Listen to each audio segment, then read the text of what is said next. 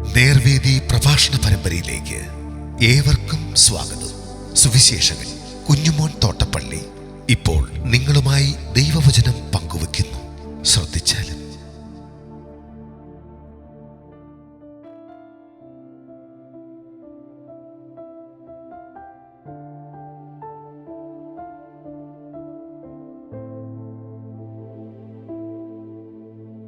യേശുവിന്റെ അന്ത്യനിയോഗം. ദൈവനാമത്തിന് മഹത്വമുണ്ടാകട്ടെ. മർക്കോസിന്റെ സുവിശേഷം 16-ാം അധ്യായത്തിന്റെ 15-16 വാക്യങ്ങൾ ഞാൻ വായിക്കുന്നത് ശ്രദ്ധിച്ചാലും. പിന്നെ അവൻ അവരോട്, നിങ്ങൾ ഭൂലോകത്തിലൊക്കെയും പോയി സകല സൃഷ്ടിയോടും സുവിശേഷം പ്രസംഗിപ്പീൻ. വിശ്വസിക്കുകയും സ്നാനമേൽക്കുകയും ചെയ്യുന്നവൻ രക്ഷിക്കപ്പെടും, വിശ്വസിക്കാത്തവൻ ശിക്ഷാവധിയിൽ അകപ്പെടും. കർത്താവായ യേശു താൻ ഭൂമിയിൽ ശുശ്രൂഷ ചെയ്തിരുന്ന കാലത്ത് ശിഷ്യരോട് പറഞ്ഞിരുന്നു, നാം യെരൂശലേമിലേക്ക് പോകുന്നു, അവിടെ അവർ എന്നെ പിടിക്കുകയും തല്ലുകയും എന്നെ കൊല്ലുകയും ചെയ്യും, എന്നാൽ ഞാൻ ഉയർത്തെഴുന്നേറ്റ് ഗലീലയിലേക്ക് പോകും. യേശു ഉയർത്ത ശേഷം കല്ലറയ്ക്കൽ ചെന്ന സ്ത്രീകളോട് ദൈവത്തിൻ്റെ ദൂതൻ പറഞ്ഞത്, യേശു ഉയർത്തെഴുന്നേറ്റിരിക്കുന്നു, അവൻ ഗലീലയിലേക്ക് പോകുന്നു എന്ന് ശിഷ്യന്മാരോട് പറവീൻ എന്നായിരുന്നു. ഉയർത്തെഴുന്നേറ്റ യേശു ശിഷ്യന്മാർക്ക് പ്രത്യക്ഷപ്പെട്ടപ്പോഴും അത് ആവർത്തിച്ചു, ഞാൻ ഗലീലയ്ക്ക് പോകുന്നു, അവിടെ വെച്ച് നിങ്ങളെ കാണും എന്ന് പറഞ്ഞു. അത് പത്രോസ് ചില ശിഷ്യന്മാരെ കൂട്ടി ഗലീല കടപ്പുറത്ത് മീൻ പിടിക്കാൻ പോയപ്പോൾ യേശു അവിടെ ചെന്ന് പത്രോസിനെയും കൂടെ ഉണ്ടായിരുന്നവരെയും യഥാസ്ഥാനപ്പെടുത്തിയ കാര്യമല്ല, അത് യേശു കൽപ്പിച്ച കാര്യമായിരുന്നില്ല.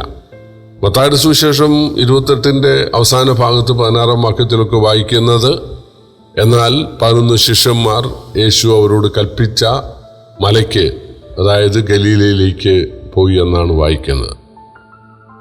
അത് യേശുവിൻ്റെ അന്ത്യനിയോഗം അവർക്ക് നൽകാനായിരുന്നു.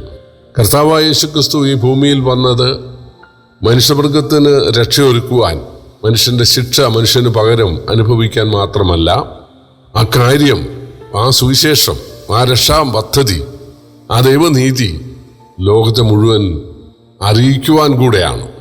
അതറിയിക്കേണ്ടത് തൻ്റെ സഭയാണ്, അല്ലെങ്കിൽ തൻ്റെ ശിഷ്യന്മാരാണ്.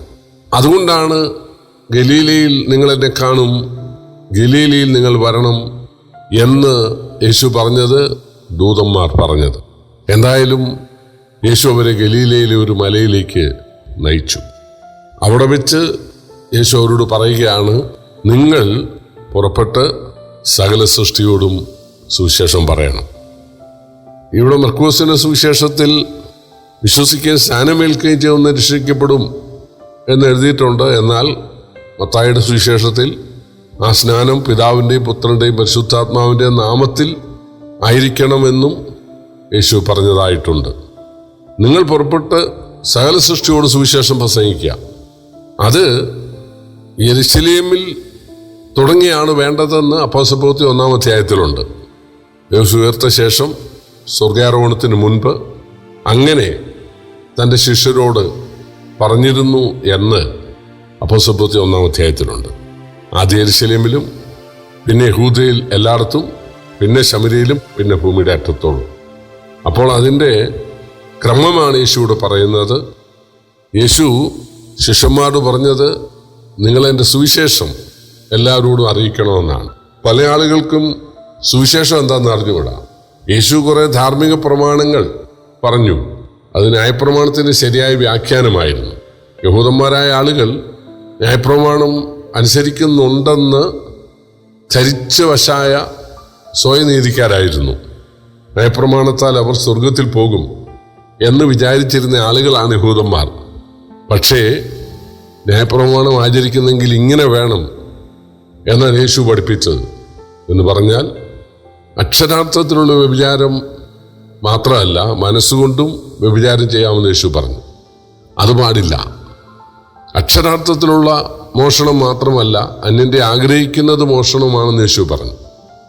അക്ഷരാർത്ഥത്തിലുള്ള കൊലപാതകം മാത്രമല്ല, മറ്റൊരാളെ വ്യസനിപ്പിക്കുന്നത്, ദുഃഖിപ്പിക്കുന്നത് കൊലപാതകമാണ് എന്ന് യേശു പറഞ്ഞു. ന്യായപ്രമാണത്തിൽ നിന്റെ ഒരു പല്ലടിച്ച് കളഞ്ഞാൽ നിനക്കും ഒരു പല്ലടിച്ച് കളയാം, നിന്റെ ഒരു കണ്ണടിച്ച് കളഞ്ഞാൽ നിനക്കും ഒരു കണ്ണടിച്ച് കളയാം എന്നൊക്കെ ഉണ്ട്. പക്ഷേ ശത്രുവിനെ സ്നേഹിക്കുക, അവനോട് ക്ഷമിക്കുക, അതാണ് യേശു പറഞ്ഞത്. ആ പ്രമാണം അനുസരിച്ച് ഒരാൾക്കും സ്വർഗത്തിലെത്തുവാൻ, നിത്യജീവൻ പ്രാപിക്കാൻ, ദൈവമക്കളാകാനായിട്ട് സാധിക്കയില്ല. പക്ഷേ ചില ആളുകൾ പഠിപ്പിക്കുന്നത് സ്ത്രീയമോഹത്തോട് നോക്കാതിരുന്നാൽ, നമ്മുടെ പരിശ്രമം കൊണ്ട് നോക്കാതിരുന്നാൽ സ്വർഗത്തിൽ പോകാം. അന്യൻ്റേത് ആഗ്രഹിക്കാതെ ഇരുന്നാൽ, നമ്മുടെ പരിശ്രമം കൊണ്ട് അങ്ങനെ മോഹം ഇല്ലാതിരുന്നാൽ സ്വർഗത്തിൽ പോകാം. ആരോടും കോപിക്കാതെ ഇരുന്നാൽ സ്വർഗത്തിൽ പോകാം എന്ന് വിചാരിച്ചിരിക്കുന്ന ആളുകളുണ്ട്. അത് പഠിപ്പിക്കുന്നവരുമുണ്ട്. അതായത് നിങ്ങൾ വ്യഭിചാരം ചെയ്യാതിരുന്നാൽ പോരാ, മോഹിക്കരുത്. നിങ്ങൾ മോഷ്ടിക്കാതിരുന്നാൽ പോരാ, അന്യൻ്റെ ആഗ്രഹിക്കരുത്. നിങ്ങൾ കൊല ചെയ്യാതിരുന്നാൽ പോരാ, പിന്നെ മറ്റുള്ളവരെ ദുഃഖിപ്പിക്കരുത്. അതുകൊണ്ട് അങ്ങനെ ജീവിച്ചാൽ സ്വർഗത്തിൽ പോകാം എന്ന് പഠിപ്പിക്കുന്ന ആളുകൾ ധാരാളമുണ്ട്. അതാണ് സുവിശേഷം എന്നവർ വിചാരിക്കുന്നു. ഏത് കുടുംബത്തിൽ ജനിച്ചാലും കുഴപ്പമില്ല, പേരേതായാലും കുഴപ്പമില്ല, ഇത് പാലിച്ചാൽ മതി എന്നാണ് അവർ പറയുന്നത്.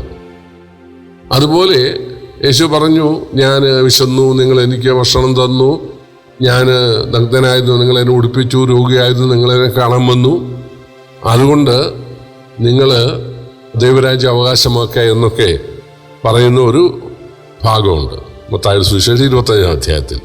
യേശുവിനോട് ആളുകൾ ചോദിച്ചു, ഞങ്ങൾ നിന്നെ എപ്പോഴങ്ങനെ കണ്ടു?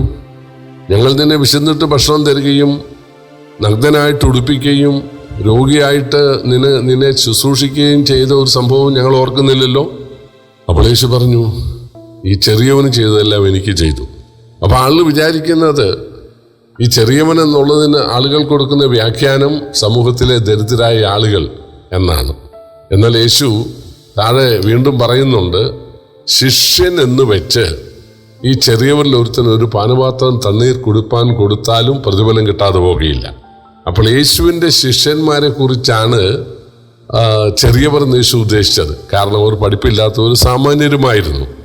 അവർ ഇസ്രായേൽ നാട്ടിൽ സുവിശേഷം അറിയിക്കാനായിട്ട് ഇരണ്ടായിട്ട് പോയ സമയത്ത് അവരുടെ കയ്യിൽ ഒരു പൊക്കണം, അതായത് എക്സ്ട്രാ ഡ്രസ്സില്ല, പണമില്ല, അങ്ങനെ താമസിക്കാനുള്ള സൗകര്യങ്ങളൊന്നും ഇല്ലാതെയാണ് അവർ പോയത്. പക്ഷെ അവർക്ക് യേശുവിൻ്റെ ദാസന്മാർ എന്നുള്ള ആ പരിഗണനയിൽ അവർ സ്വീകരിക്കാനും സൽക്കരിക്കാനും ശുശ്രൂഷിപ്പാനും ആളുകളുണ്ടായി.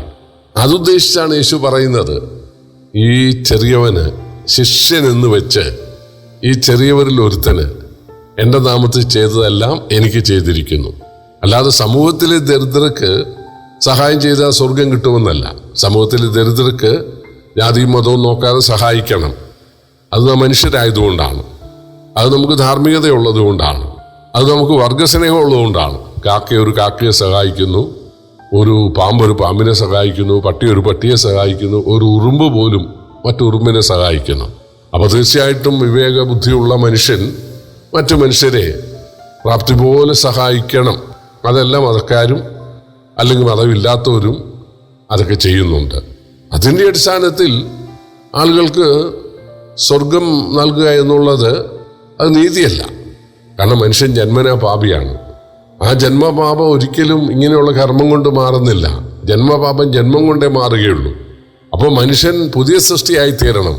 ദൈവത്തിൻ്റെ ജീവൻ അവന് കിട്ടണം, വീണ്ടും ജനിക്കണം. ഇതായിരുന്നു യേശുവിൻ്റെ പ്രധാന ഉപദേശം. അതാണ് സുവിശേഷം. യോഹന്നാൻ സുവിശേഷം 3:16 സുവിശേഷത്തിൻ്റെ സാരസംഗ്രഹം, അല്ലെ ബൈബിളിൻ്റെ സാരസംഗ്രഹം. അവിടെ എഴുതിയിട്ടുള്ളത്, തൻ്റെ ഏകജാതനായ പുത്രനെ വിശ്വസിക്കുന്ന ഏവനും നശിച്ചുപോകാൻ നിത്യജീവൻ പ്രാപിക്കേണ്ടതിന് ദൈവനെ നൽകാൻ തക്കവണ്ണം ലോകത്തെ സേവിച്ചു. അപ്പോൾ നിത്യജീവനാണ് നമുക്ക് വേണ്ടത്. ദൈവത്തിൻ്റെ ജീവനാണ് നമുക്ക് വേണ്ടത്. ജനനമാണ് നമുക്ക് വേണ്ടത്. ലോകത്തിലെ മതങ്ങളെല്ലാം ജീവിതത്തെക്കുറിച്ചാണ് പഠിപ്പിക്കുന്നത്. നന്നായി നോക്കണം, നന്നായി കേൾക്കണം, നന്നായി പറയണം, നന്നായി പെരുമാറണം, നല്ല അപ്പനാകണം, നല്ല അമ്മയാകണം, നല്ല മകനാകണം, നല്ല മകളാകണം, നല്ല അയൽക്കാരനാകണം, നല്ല പൗരനാകണം. നീ അങ്ങനെ പരിശ്രമിക്കണം. അങ്ങനെ നീ പരിശ്രമിച്ച് നീ സ്വർഗത്തിൽ പോകാൻ ശ്രമിക്കണമെന്നാണ് ആളുകൾ, മതങ്ങൾ പഠിപ്പിക്കുന്നത്. എന്നാൽ മനുഷ്യൻ ജന്മനാ പാപിയും നരയോഗ്യനും ആയതുകൊണ്ട് ആ ജന്മത്തിന് വ്യത്യാസം വരണം. മനുഷ്യൻ ആത്മീയമായി മരിച്ചവനാണ്, ജീവനില്ലാത്തവനാണ്. അതുകൊണ്ട് അവന് ആത്മീക ജീവനാണ് വേണ്ടത്. ജനനത്തിന് ജീവനാണല്ലോ ആദ്യം വേണ്ടത്. ഇതാണ് സുവിശേഷം. അപ്പൊ യേശു തൻ്റെ ശിഷ്യരോട് പറയുകയാണ്, മനുഷ്യർക്ക് നിത്യജീവൻ ഉണ്ടാകാൻ, മനുഷ്യർക്ക് വീണ്ടും ജനനം ഉണ്ടാകാൻ, അവർ സ്വർഗ അവകാശികളാകാൻ ദൈവം ഒരു മാർഗമൊരുക്കി. പിതാവായ ദൈവം പുത്രൻ തമ്പുരാനെ മനുഷ്യനായി ഭൂമിയിലയച്ച മനുഷ്യന്റെ നരകം യേശുവിൻ്റെ മേൽ കൊടുത്തു. അങ്ങനെ മനുഷ്യന് പകരം യേശു ശിക്ഷയേറ്റു. അപ്പൊ ദൈവനീതിക്ക് തൃപ്തിയായി. പാപിയായ സകല മനുഷ്യരും നരകം അനുഭവിക്കേണ്ടവരാണ്. എന്നാൽ പാപമില്ലാത്ത യേശു, ദൈവമായ യേശു നരകം അനുഭവിക്കേണ്ട ആവശ്യമില്ല. എന്നാൽ നമ്മെ സ്നേഹിച്ച നമുക്ക് പകരം യേശു നരകം അനുഭവിച്ചു. അല്ലെങ്കിൽ പിതാവായ ദൈവം നമുക്ക് പകരം യേശുവിൻ്റെ മേൽ നമ്മുടെ നരകം ചുമത്തി. അതാണ് സുവിശേഷം. അതാണ് ലോകത്തെല്ലാവരും അറിയേണ്ടത്. അതാണ് യേശുവിൻ്റെ അന്ത്യനിയോഗം.